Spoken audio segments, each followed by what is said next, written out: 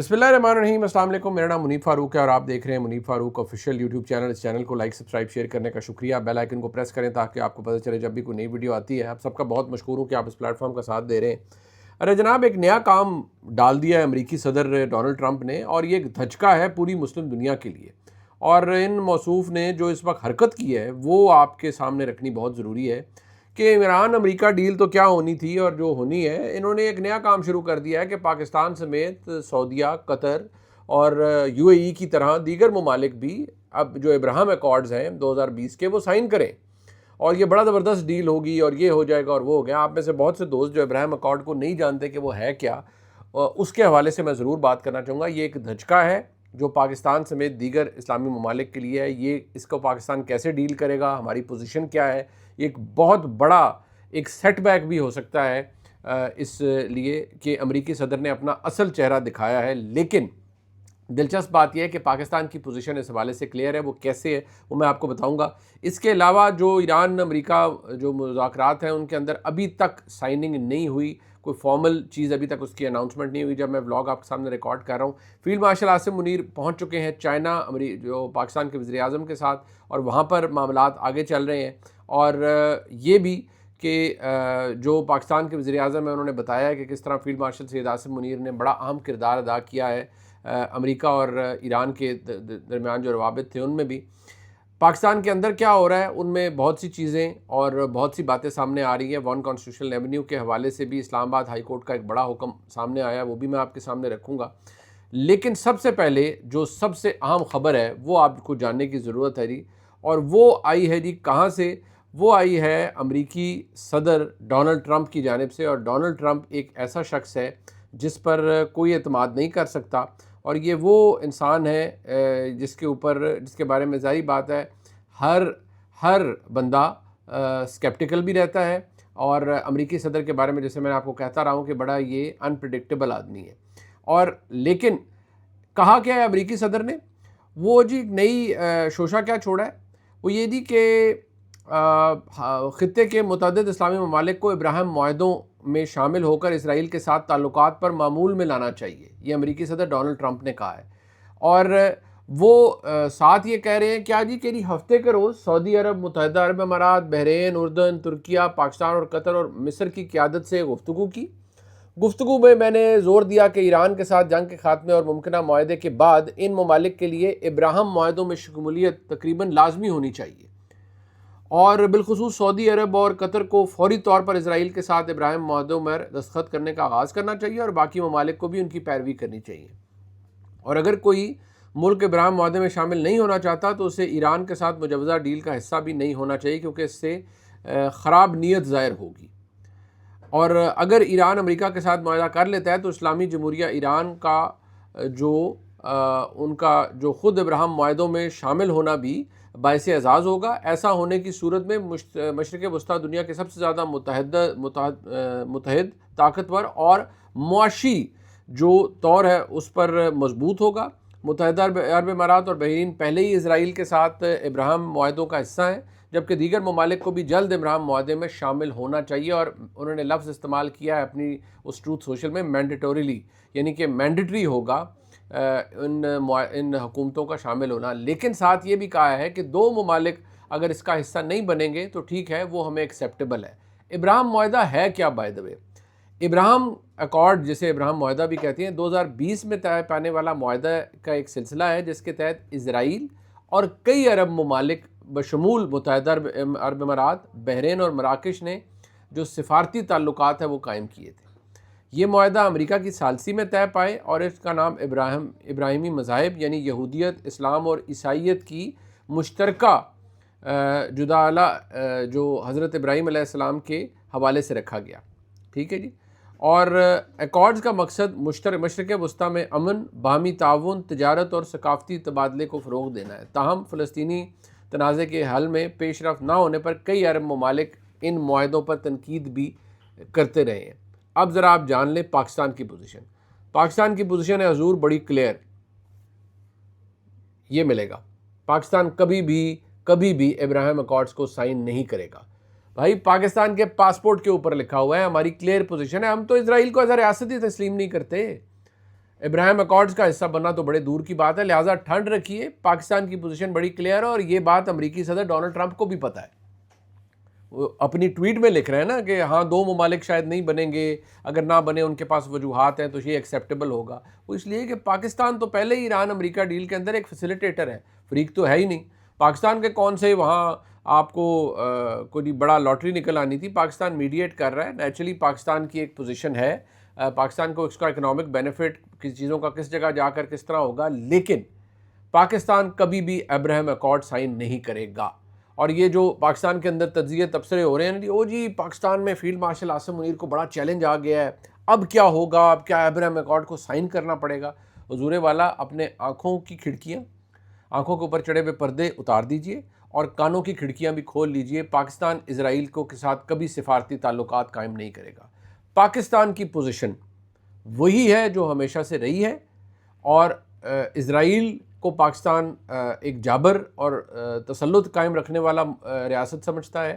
نیتنیاہو قاتل ہے معصوم فلسطینیوں کا، اور پاکستان کی پوزیشن اس میں بڑی کلیئر تھی، اور جو پاکستان کی پوزیشن ہے وہ اب سے نہیں، وہ ہمیشہ سے بڑی کلیئر ہے، ریگارڈلیس کہ پاکستان میں کون کس کی حکومت ہے، کون آتا ہے اقتدار میں، کون نہیں آتا ہے، یہ اس کی کوئی اہمیت نہیں ہے۔ پاکستان کبھی بھی اسرائیل کے ساتھ سفارتی تعلقات قائم نہیں کرے گا، یہ آج کی تاریخ کا سچ یہی ہے، اور اس کو امریکہ بھی ایکسیپٹ کرتا ہے۔ ہاں اب سعودی عرب سے کہنا کہ اور قطر کے فوری طور پر آپ کر لیں، یہ ان ممالک کا استحقاق ہے، کرنا چاہتے ہیں کریں، یو اے ای نے کیا ہوا ہے، انہوں نے یہ سفارتی تعلقات قائم رکھے ہیں اسرائیل کے ساتھ، وہ ان کا اپنا انٹرسٹ ہے، وہ ساورن ملک ہے، ان کی فارن پالیسی ہے، ان کا استحقاق ہے، وہ جو مرضی فیصلہ کرنا چاہیں۔ پاکستان جو میرے اور آپ کی پہچان ہے، وہ کبھی اسرائیل کے ساتھ کسی بھی معاہدے میں شامل نہیں ہوگا، کسی ڈپلومیٹک اکارڈ میں شامل نہیں ہوگا، کسی سفارتی تعلق کو اسرائیل کے ساتھ پاکستان کبھی تسلیم نہیں کرے گا۔ اسرائیل ایک ظالم ریاست ہے، اور فلسطینیوں کے ان کے ہاتھ فلسطینیوں کے خون سے رنگے ہوئے ہیں۔ پاکستان کبھی ان کے ساتھ کوئی سفارتی تعلق نہیں رکھے گا۔ لہٰذا جن لوگوں کو آج بہت وہ اچھل کود رہے ہیں کہ اچھا جی یہ دیکھیں جی یہ ہو گیا، اب پتہ چلے گا جی کہ کیا ہوتا ہے، ان کو میں کہہ رہا ہوں کہ بھائی خاطر جمع رکھیں، پاکستان کی پوزیشن بڑی کلیئر ہے، لائک براڈ ڈے لائٹ، اور پاکستان نے دنیا کو بتایا ہوا ہے کہ ہماری پوزیشن کیا ہے، ایون دی امریکنز نو۔ اب آپ آ جائیں یہ جو ایران اسرائیل ڈیل ہے جی اس کے حوالے سے، اس میں جو بتائیے جا رہا ہے کہ جی تو ایرانی وزارت خارجہ کے ترجمان ہیں اسماعیل بقائی صاحب، ان کا کہنا ہے کہ جی امریکہ کے ساتھ ایک فریم ورک پر پہنچ گئے ہیں، تاہم کوئی یہ نہیں کہہ سکتا کہ امریکہ اور ایران کے درمیان معاہدہ بالکل قریب ہے۔ ایرانی وزارت خارجہ کے ترجمان اسماعیل بقائی نے پریس کانفرنس بھی کی ہے، اور انہوں نے کہا ہے جی کہ جنگ کے خاتمے کے لیے ایران مذاکرات کر رہا ہے، تاہم ایران اس وقت جوہری معاملے پر بات چیت نہیں کر رہا، اور انہوں نے کہا ہے کہ ہم ایک فریم ورک پر ضرور پہنچے ہیں، اور ترجمان نے کہا ہے جی کہ 14 نکات MOU جنگ کے خاتمے اور امریکی بحری ناکہ بندی ختم کرنے پر مرکوز ہے، اور بدلے میں ایران آبنائے ہرمز کے محفوظ آمد و رفت کو یقینی بنائے گا۔ ابھی تک نہیں ہوا معاملہ۔ فیلڈ مارشل عاصم منیر اور چیف آف ڈیفنس فورسز جو ہیں جی، ان کا امریکہ اور ایران کے درمیان جو ثالثی کا کردار ہے، اس کو عالمی سطح پر اس کی بڑی تعریف کی جا رہی ہے، اور وہ ایران بحیثیت ریاست پاکستان کا بھی شکر گزار ہے کہ جو پاکستان نے سٹانس رکھا ہے اس پورے ایشو کے اوپر۔ وی آر ایبسلیوٹلی کلیئر کہ پاکستان نے کیا کرنا ہے۔ ذہن میں رکھیے، پاکستان ایک ذمہ دار اسلامی نیوکلیئر ریاست ہے۔ پاکستان اپنے فیصلے الحمدللہ خود کرے گا، پاکستان کو کوئی براؤ بیٹ کر کے کسی معاہدے کے اندر نہیں ڈال سکتا، پاکستان کسی جنگ کے اندر کسی کے کہنے پہ نہیں جائے گا، پاکستان کسی اسرائیل جیسے ملک کے ساتھ کبھی بھی ڈپلومیٹک تعلق نہیں رکھے گا۔ اس ذہن میں رکھ لیجئے، یہ براڈ ڈے لائٹ پاکستان کی ایک کلیئر پوزیشن ہے، کسی کو شک و شبہ اس پہ نہیں ہونا چاہیے۔ اور CBS نیوز کی رپورٹ میں کہا گیا ہے کہ مشرق وسطیٰ کی موجودہ صورتحال میں خلیجی ممالک اور لبنان جنگ کا حصہ ہیں، لیکن صرف پاکستان ہی مسودے کو حتمی شکل میں لانے میں کامیاب ہوا ہے۔ اور رپورٹ میں کہا گیا ہے کہ فیلڈ مارشل کی تہران سے واپسی پر مجوزہ مسودہ ایرانی امریکی قیادت کو جائزے کے لیے بھیجا گیا ہے، اور فیلڈ مارشل کو امریکہ اور ایران دونوں کا اعتماد حاصل ہے۔ پاکستان کی سیاسی اور عسکری قیادت کی ہمہ آہنگی ثالثی کا بنیادی عنصر ہے، یعنی کہ جو پولیٹیکل اور ملٹری سائیڈ ہے پاکستان کی، اس میں جو کوارڈینیشن ہے وہ ایک اس کی بڑی منہ بولتی اور زندہ مثال ہے۔ یہی تو بات ہے کہ آپ دیکھیے پاکستان کے وزیر اعظم چائنا کے دورے کے اوپر ہیں، دہائیوں پرانی چائنیز اور پاکستان کی فرینڈشپ سیلیبریٹ کی جا رہی ہے۔ فیلڈ مارشل عاصم منیر وہاں اسپیشلی پہنچ گئے ہیں، اور وہاں پر ان کی ملاقاتیں ہو رہی ہیں، پریزیڈنٹ زی سے بھی ان کا ملاقات ہوئی، اسحاق ڈار صاحب ڈپٹی پرائم منسٹر بھی ان کے ساتھ ہیں. سو پاکستان الحمدللہ ڈپلومیٹکلی ہم وی آر گوئنگ پلیسز, ہم اپنی اہمیت بتا رہے ہیں. لیکن ذہن میں رکھیے گا پاکستان کبھی کسی اپنے جو انٹرسٹ ہے اس کے اوپر کمپرومائز نہیں کرے گا. اسرائیل کے حوالے سے تو آپ جسے کہتے ہیں نا بالکل سکون میں رہیں. کبھی پاکستان اسرائیل کو تسلیم نہیں کرے گا, کبھی ان کے ساتھ سفارتی تعلقات انشاءاللہ نہیں رکھے گا. فیلڈ مارشل نے جی ایران امریکہ رابطوں میں اہم کردار ادا کیا. شہباز شریف صاحب نے بھی بڑی تعریف کی ہے فیلڈ مارشل عاصم منیر صاحب کی, اور انہوں نے کہا ہے جی کہ آج دنیا ایک انتہائی نازک دور سے گزر رہی ہے. خلیجی خطے میں بحران موجود ہے اور پاکستان نے امریکہ اور ایران کے درمیان ثالثی میں مخلصانہ کردار ادا کیا ہے. اور فیلڈ مارشل سید عاصم منیر ابھی تہران سے واپس آئے ہیں اور فیلڈ مارشل اس اہم دورے کو چھوڑنا نہیں چاہتے تھے. فیلڈ مارشل رات بھر سفر میں رہے اور اس وقت اس ملاقات میں شامل ہوئے. فیلڈ مارشل عاصم منیر نے ایرانی اور امریکی قیادت کے درمیان رابطوں میں بڑا اہم کردار ادا کیا ہے. دنیا جانتی ہے, ظاہری بات ہے, ہمیں بحیثیت پاکستانی ہم اسے سیلیبریٹ کرتے ہیں اور اللہ کا شکر ادا کرتے ہیں کہ اللہ نے پاکستان کو یہ اہمیت دی ہے. لیکن آپ ذہن میں رکھیے گا جو سامراجی ریاستیں ہوتی ہیں وہ ایسی ہی ہوتی ہیں. جو ڈونلڈ ٹرمپ نے پینترا پھینکا ہے نا, لیکن وہ پاکستان کے حوالے سے امریکی صدر جانتا ہے کہ پاکستان ول نیور ایکسیپٹ ابراہیم اکارڈز. اچھا جی, اب آ جائیں وہ ایک نیا بحث ہے نا, پی ٹی آئی مان نہیں رہی تھی, اچھا جی ہم مان گئے, اچھا جی نہیں یہ ہماری تو لا اینڈ آرڈر پہ بات ہوئی کہ جی سہیل آفریدی صاحب کا بیان بھی اس میں شامل وہ جو آئی گیا. انہوں نے کہا جی میری تو ملاقات وہ بنو میں دہشت گردی واقعات سے حوالے سے ہوئی, وہ ادھر ادھر رائٹ لیفٹ کر کے وہ بھی جان چھڑانے کی کوشش کر رہے ہیں. لیکن فیکٹ آف دا میٹر یہ ہے کہ ملاقات چند اور پہلوؤں پر ہوئی تھی, مکمل سیاسی گفتگو بھی وہاں پر ہوئی.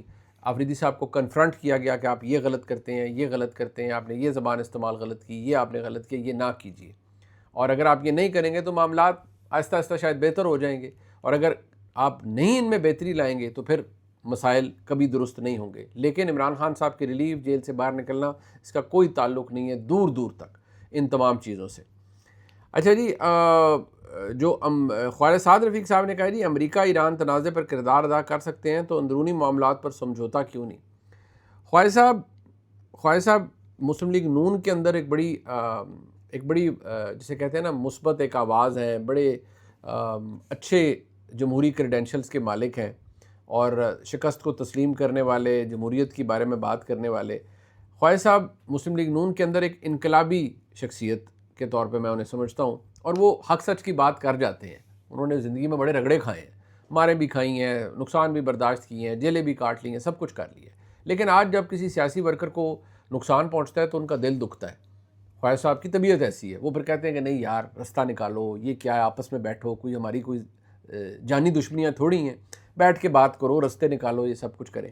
مسئلہ یہ ہے خواجہ صاحب کہ آپ تو یہ بات کہہ دیتے ہیں اور آپ درست کہتے ہیں, میں آپ کی تعریف کرتا ہوں کہ آپ یہ بات کہتے ہیں, لیکن معذرت کے ساتھ جو آپ کی لیڈرشپ ہے کیا وہ آپ کے ویوز کو سبسکرائب کرتی ہے؟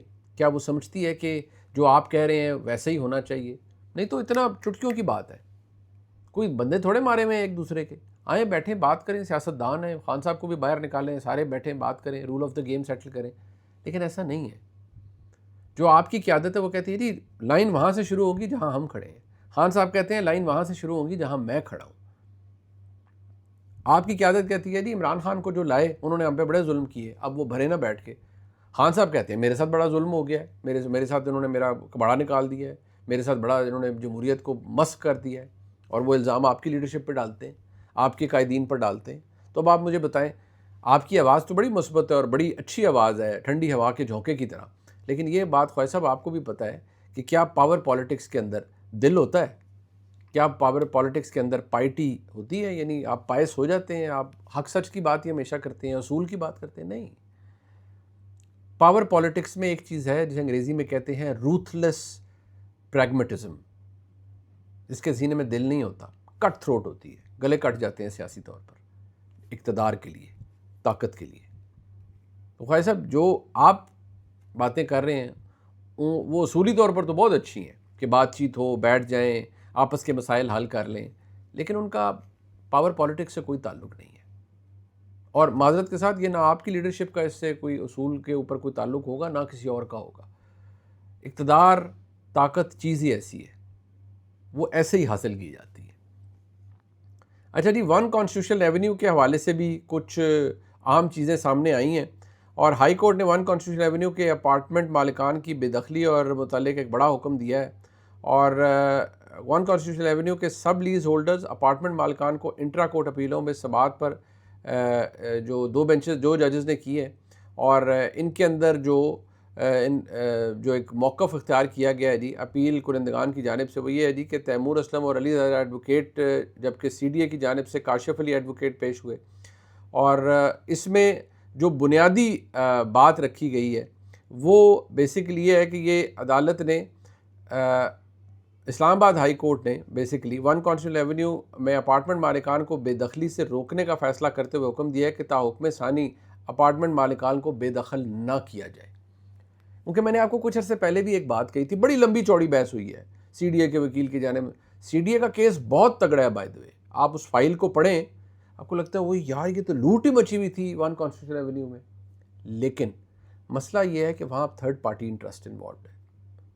کچھ لوگ جو رینٹ پہ آگے وہ تو چھوڑ دینا، جنہوں نے بعد میں پیسے، جن کو پتہ بھی نہیں ہے کہ یہ پتہ نہیں ٹھیک، ہاں ذمہ داری ان پہ ہو سکتی ہے کہ بھئی آپ نے چیک کیا کہ بائی لاز کے حساب سے بنا ہے، قانون کے حساب سے بنا ہے، لیکن ایک عمارت بن گئی، لوگوں نے کروڑوں روپے کے اپارٹمنٹس خرید لیے، اور وہ انہوں نے لیگل پیمنٹس کی، وائٹ منی تھی بھی لوگوں کی، انہوں نے خریدے.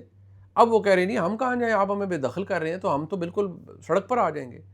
جو رقم سی ڈی اے یا گورنمنٹ ان کے لیے متعین کرے گی وہ انہیں منظور نہیں ہے. تو ابھی اسلام آباد ہائی کورٹ نے ان کو بے دخلی سے روکا ہے تا حکم ثانی، لیکن فیصلہ تو کسی نہ کسی سٹیج پر جا کر ہوگا، اور پتہ نہیں وہ فیصلہ کیا ہوگا. یہ جناب اب تک کا ولاگ ہے، اسے لائک سبسکرائب شیئر کیجیے گا. چند گھنٹوں میں آپ سے پھر ملاقات ہوتی ہے انشاءاللہ. خدا حافظ.